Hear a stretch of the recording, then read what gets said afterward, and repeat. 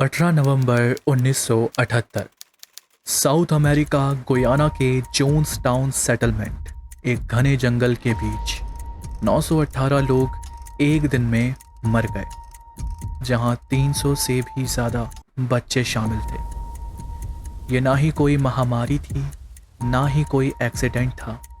एक tape recording जहां एक कम्युनिटी का लीडर कह रहा है, मरने से डरो मत, मौत सिर्फ एक और स्थिति में प्रवेश है। और फिर अपनी फाइनल मीटिंग के दौरान वो सभी को जहर पीने के लिए कहता है। जब तक अथॉरिटीज़ वहाँ पहुँचती हैं, वहाँ सैकड़ों बॉडीज़ उन्हें ज़मीन पर फैली हुई दिखाई देती हैं। इस इंसिडेंट का नाम था जोन्स टाउन, और आज हम इसी को समझने वाले हैं। उनको जहर देने के बाद मरने में कितना वक्त लगता था? शायद 4 से 5 मिनट। हो सकता है मैं गलत हूँ, क्योंकि वो सब अब तक जितना मुझे याद है ये बहुत खौफनाक था। On this day in 1978, over 900 members of the People's Temp died in Diamond, the arrest, murder, suicide in Zhengzhou.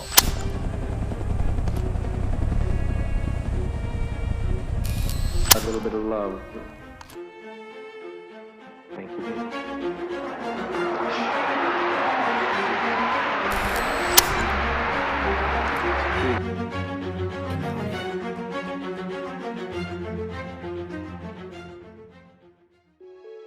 1955 ये एक ऐसा दौर था जब अमेरिका में काले लोगों के साथ काफ़ी भेदभाव किया जाता था।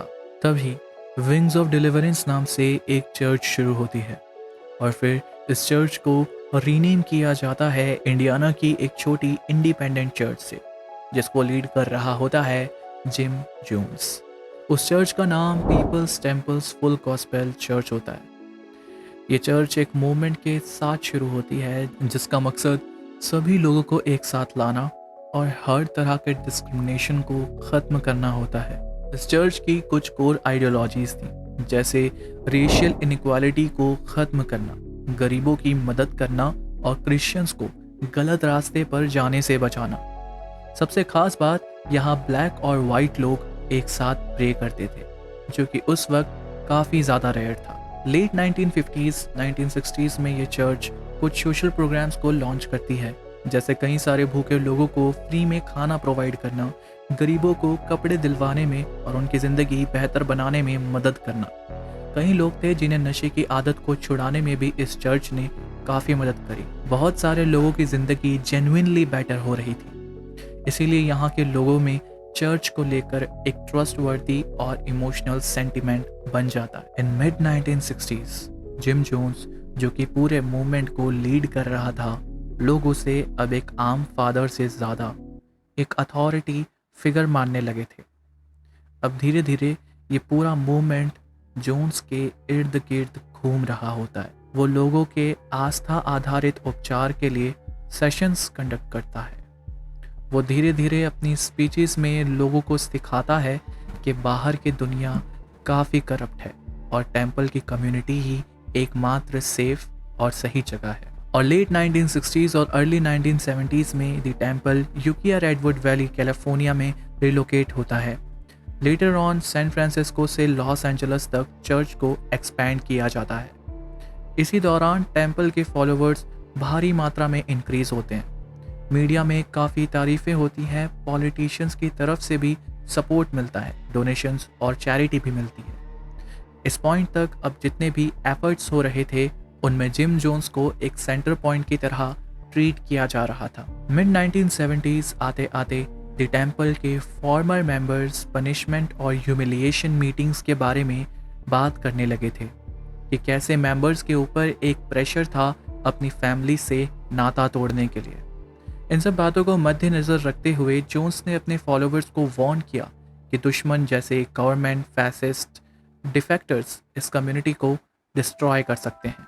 कम्युनिटी को प्रोटेक्ट करने के लिए जोन्स ने 1974 में गुयाना के एक जंगल में एक टाउन सेटलमेंट लीज पर लिया और उस जगह का नाम रखा जोन्स टाउन।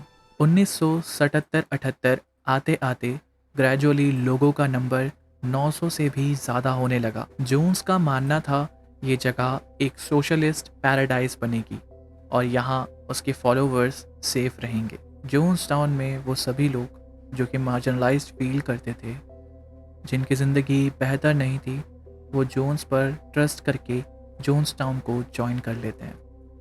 लेकिन according to some survivors, Jonestown में डेली रूटीन डिफाइंड रहता था, जैसे सुबह 6 बजे उठना और फिर 10 से 12 घंटे का लेबर वर्क। बाद में शाम को थक जाने के बाद उन्हें कम्युनिटी मीटिंग अटेंड करने को कहा जाता था और वहाँ पर आर्म्ड गार्ड्स भी पहरा देते थे।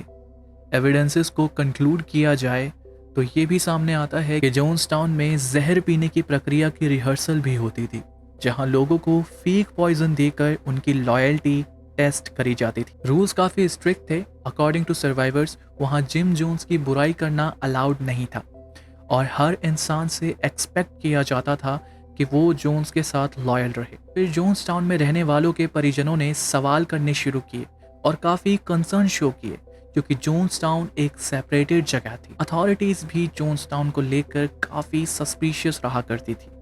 तो 17 नवंबर 1978 को कांग्रेसमैन लियो रियान उनकी डेलीगेशंस और रिपोर्टर्स के साथ जोन्स टाउन के विजिट पर जाते हैं। वहाँ वो जोन्स टाउन के लोगों से मिलते हैं। अब अगले दिन जब वो वापस यूनाइटेड स्टेट्स जा रहे होते हैं, तब सीक्रेटली कुछ लोग उनसे रिक्वेस्ट करते हैं कि वो जोन्स टाउन से डिफेक्ट होना चाहते हैं और लियो अपने साथ उन्हें ले जाने के लिए राज़ी हो जाते हैं। उन्हें एक ट्रक से 2 एयरप्लेन तक ले जाया जाता है। कुछ रिपोर्ट्स में काफ़ी अलग अलग क्लेम्स मिले हैं, लेकिन अकॉर्डिंग टू ऑफिशियल रिपोर्ट्स, अचानक से एक ट्रैक्टर ट्रेल जिसमें कुछ लोग बंदूकों के साथ सवार होते हैं, वो एम्बुश कर देती है और तेज फायरिंग शुरू हो जाती है। अनफॉर्चुनेटली इसमें कांग्रेसमैन लियो रियान की डेथ हो जाती है। इसके तुरंत बाद ही जोन्स टाउन के कम्युनिटी हॉल में एक अनाउंसमेंट होती है, जहां सबको इकट्ठा होने के लिए कहा जाता है और वो अनाउंस करता है, अगर हम शांति से जी नहीं सकते तो हम सबको एक साथ शांति से मर जाना चाहिए, हम नहीं बच सकते। और उसके सभी फॉलोअर्स को उस मीटिंग में जहर पीने के लिए इंस्ट्रक्ट करता है। रिकॉर्डिंग्स के अनुसार उसने पहले बच्चों को, जिनमें कई बच्चे काफ़ी कम उम्र के थे, जहर पीने के लिए डायरेक्ट किया। उसके बाद वो सब जो 18 से ऊपर हैं उन्हें जहर पीने को कहा। वो जहर पीते वक्त वहाँ कई चीखें गूंजी, कई लोग रोते हुए भी सुनाई दिए उस टेप में।